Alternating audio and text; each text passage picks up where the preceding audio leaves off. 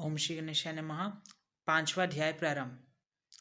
अर्जुन बोले, हे कृष्ण, तुमने पहले कर्मों को त्याग करने की कहा, फिर करने की प्रशंसा करते हो। इन दोनों में से जो अधिक हितकर है वह एक बार निश्चय करके बतलाओ। श्री कृष्ण बोले, कर्मों को त्याग और कर्मों को करना ये दोनों ही मोक्ष देने वाले हैं, परंतु इन दोनों में कर्म त्याग से कर्म योग हितकर है। जो किसी से द्वेष नहीं रखता है, ना किसी पदार्थ की इच्छा करता है, वह सन्यासी है। ऐसे पुरुष संसार के बंधनों से छूट जाते हैं। सांख्य और योग की मूर्ख लोग ही पृथक पृथक कहते हैं, पंडित नहीं कहते हैं। इन दोनों में से एक में भी अच्छी तरह स्थित हो जाते हैं, उसको दोनों का फल प्राप्त होता है।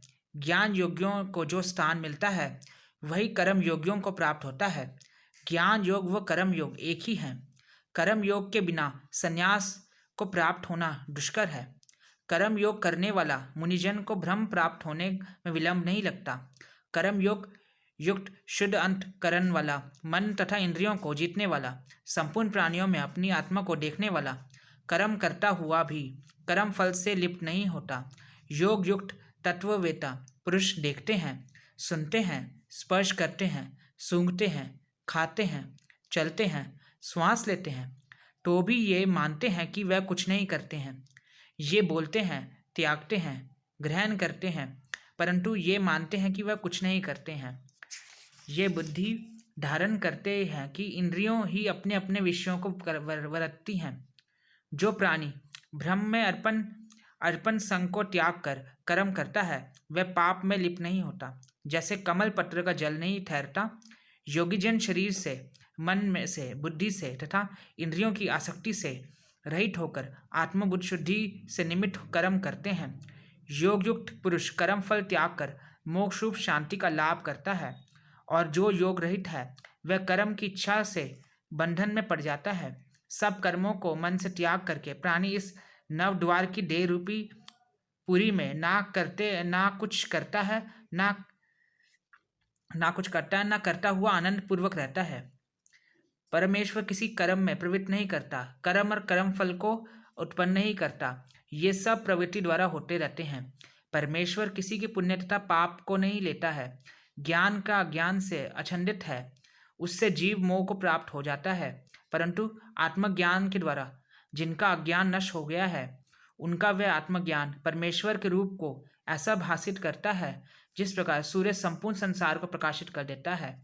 उसी परमात्मा में जिसकी बुद्धि स्थिर है, उसी में मन लगाते हैं, उसी में निष्ठा रखते हैं, और जो सदा उसी को ध्यान लगाते हैं, दान द्वारा जिसके सब पाप नष्ट हो गए हैं, वे संसार में जन्मते नहीं हैं। विद्या और विनय से संपन्न ब्राह्मण में, गाय में, कुत्ते में और चंडाल में, पंडित जन में दृष्टि समान रहती है। जिसके मन में इस तरह की समानता उत्पन्न हो जाती है, उन्होंने इस लोक में जन्म मरण रूप संसार को जीत लिया है, क्योंकि ब्रह्म निर्दोष और सर्वत्र समान है, इसलिए ये ब्रह्म को प्राप्त हो जाते हैं।